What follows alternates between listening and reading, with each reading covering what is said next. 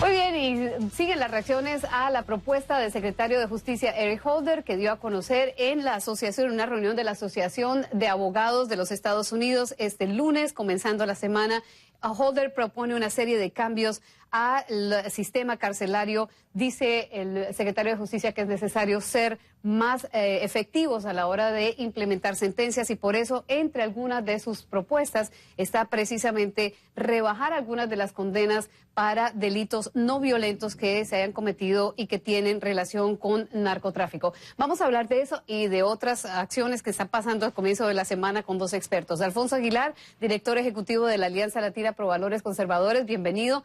Joseph Maluf, abogado constitucionalista, bienvenido también a los dos. Y comencemos porque con esto se estaría cerrando lo que en algún momento fue la guerra a las drogas de los 70s, y todas estas sentencias fuertes se derivaron precisamente de esa intención de desanimar el tráfico violento y la violencia que generan las drogas. Pero ¿es hora, Alfonso, de comenzar ya a hacer este tipo de cambios? Yo creo que sí, definitivamente tenemos un sistema que es excesivamente punitivo. Que el sistema sea desenfocado. En vez de tener un rol de rehabilitación correctivo, tenemos un sistema en el que se le imponen unas sentencias mandatorias excesivas, muy altas, a personas que cometen ofensas menores. Y la realidad es que en Washington, hoy por hoy, hay un consenso entre republicanos y demócratas para reformar esto y reducir las sentencias. De hecho, el senador Rand Paul junto al senador Leahy han presentado legislación para reducir las sentencias. Creo al mismo tiempo que es una movida interesante. Fue presentada por el secretario de Justicia. No sabemos si el presidente Obama lo va a apoyar o si está a favor. Políticamente el presidente no puede lograr mucho en el Congreso. Se han dado cuenta que hay consenso en este tema. Quizás piensan que pueden empujar legislación que pueda salir del Congreso y tener por lo menos una victoria. Bueno, en términos de la parte ya legal, ¿qué tan efectivo es la reducción de sentencias? ¿Vale la pena? Y si realmente se está haciendo, como dice el secretario Holder, efectivo y eficiente. Tenemos que cambiar el sistema, no cabe duda. El concepto de que solamente dígale no a las drogas de Nancy Reagan no funcionó. Y la idea de que el problema eran los jueces. Los jueces no estaban dando sentencias suficientemente fuertes, que es un insulto a los jueces que toman este trabajo muy en serio. Y forzar a que las sentencias mandatorias sean aplicadas por la cantidad de drogas, Johnny, resultó en más problemas. Esto tiene que ver con personas, no los principales, no los líderes de maras, pero aquellos que son accesorios a un crimen, conspiraciones federales, y encuentras a madres de familia, personas que tal vez la esposa de una persona que vende drogas o la novia ayuda directa o indirectamente, y estaba confrontando estas sentencias. Las cárceles están llenas, pero le hemos quitado el trabajo al juez. Le hemos dicho al juez, no use su poder como juez en todos los casos, utilice las guías. Y yo creo que ya era tiempo legalmente de que cambiara. Y aquí hay también un componente económico. Es demasiado caro para el gobierno federal continuar manteniendo estas prisiones con una población tan grande. Hay personas que llevan ahí muchísimo tiempo que no deberían estar ahí sencillamente por ofensas menores. Te voy a añadir en ese contexto, es muy interesante. $28,000 cuesta cada prisionero en los Estados Unidos. Hay 219,000 personas en las cárceles federales, según el Buró Federal de Prisiones. 47% de ellos, dicen estas cifras, son por delitos relacionados con drogas. Y en este momento el Buró Federal de Prisiones está operando en 40% por encima de su capacidad. Pero no estamos hablando, Joe, de una población carcelaria o, digamos, de condiciones para los prisioneros de la misma forma que se ven en otros países, ¿no? No, Estados Unidos tiene más gente en prisión que ningún otro país en el mundo.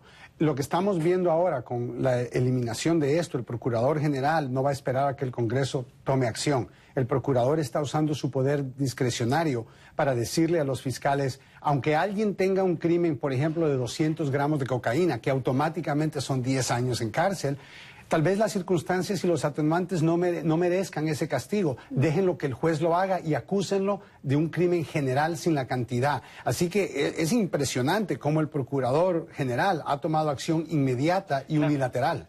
Sin embargo, para tener una verdadera reforma se necesita cambios legislativos y ellos saben que ya hay un proyecto de ley en el Senado que tiene bastante apoyo y que puede pasar. Y si aprueban, pues pueden tratar de llevarse el crédito por la labor legislativa del senador Paul y el senador Leahy. Ahora, en eso de la parte, digamos, legal, en la parte social, el reducir penas, el quitarle el miedo o el factor miedo que eso puede generar, digamos, en una población que tiene problemas de tráfico, de distribución y de consumo de cocaína, por ejemplo, en algún sector del país, ¿no termina complicando las cosas socialmente, Alfonso?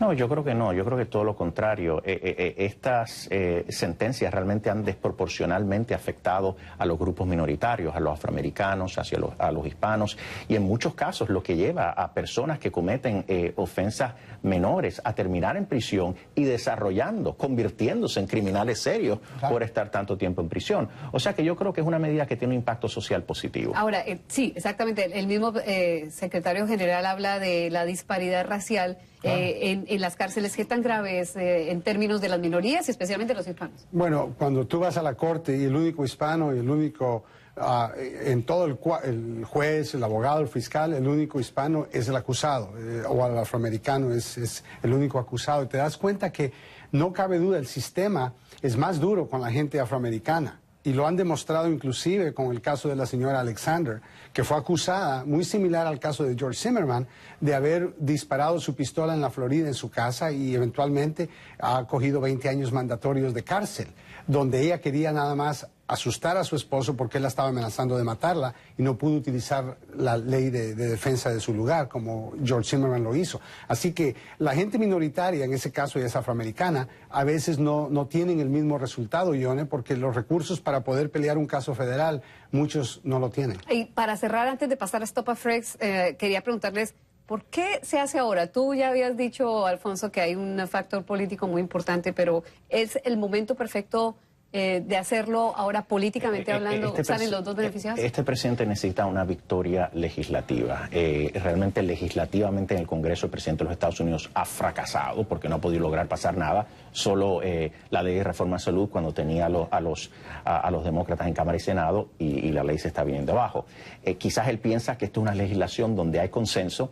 Ellos no la propusieron el senador Leahy y Paul, pero quizás con el empuje de la Casa Blanca pues se puede lograr el consenso y pasar esta legislación y por lo menos tener un triunfo. Quizás esa es la idea, no sabemos, pero el presidente todavía no se ha expresado sobre esta ley. Hemos escuchado de Holder, quizás esto es un trial balloon para ver cómo una prueba para ver cómo reacciona Washington y después si reaccionan bien pues entonces el presidente intervenir y decir yo apoyo esto, pero quién sabe. Bueno, pasemos a otro tema, Stop and Frisk, que es una práctica en la policía de la ciudad de Nueva York en donde por una simple sospecha se detiene una persona, se le requisa sin una evidencia específica que provoque esa requisa.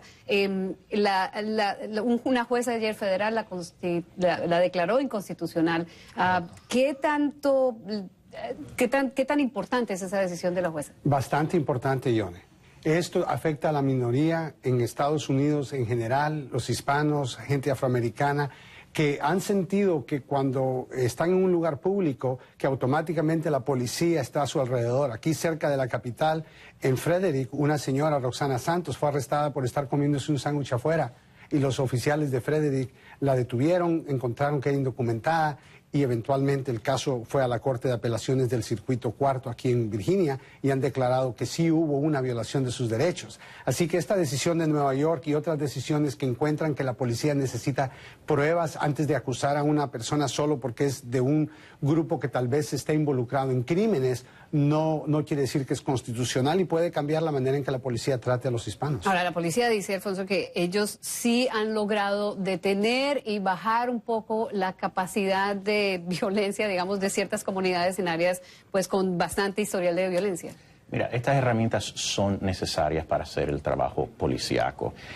Obviamente que hay racismo en la policía, seguramente lo hay, pero me parece que la práctica prima facie de primera instancia no es discriminatoria, no es una práctica dirigida a detener a personas de grupos minoritarios. El problema es cuando un policía utiliza la raza como una consideración. Entonces hay que analizar esto caso por caso. Por lo tanto, me parece que la decisión del juez es un poquito excesiva porque está diciendo que la práctica de por sí es discriminatoria y no me parece que hay razón para ello. Brevemente, no necesariamente. Creo que la juez estaba hablando del concepto de que, es cierto, la policía tiene que hacerle un perfil a alguien para determinar si ha cometido un crimen, pero están utilizando la raza para ser el lugar donde comenzar.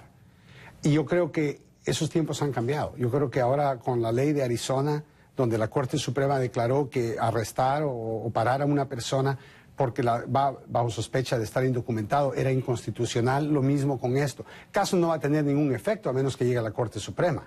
Pero yo no creo que en la política estaba establecido que ese es un factor a considerar, la consideración racial. El problema es en la práctica que puede haber, como en el caso de Arizona, que puede haber, que pudo haber habido persecución por razones raciales y la hubo.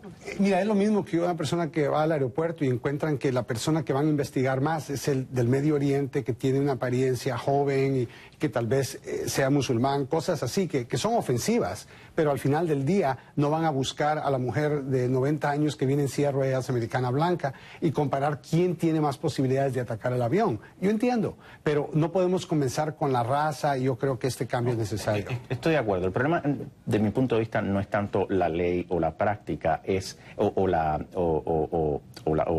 política, es cómo se ejerce en la práctica. Y eso es lo que debe regular el tribunal, no la ley de por sí. Ahora, entonces, que va a tener la policía que hacer algunos cambios definitivamente. Tienen que esperarse, asegurarse de que hay algo sospechoso, o sea, que la persona está escondiéndose, que la persona tiene algo en su cuerpo que tal vez sea un arma. Pero no actuar simplemente porque estos latinos jóvenes están haciendo algo ilegal y seguro que voy a encontrar algo si encuentro. Estas pesquisas que se hicieron en Inglaterra antes de que el país se independizara, generales, era primero disparar y averiguar quién era después, y eso ya no debería de pasar. Bueno, esta es una conversación muy interesante, seguramente dar mucho que hablar, y como siempre es un gran placer contar con la experiencia de Alfonso Aguilar, director ejecutivo de la Alianza Latina Pro Valores Conservadores.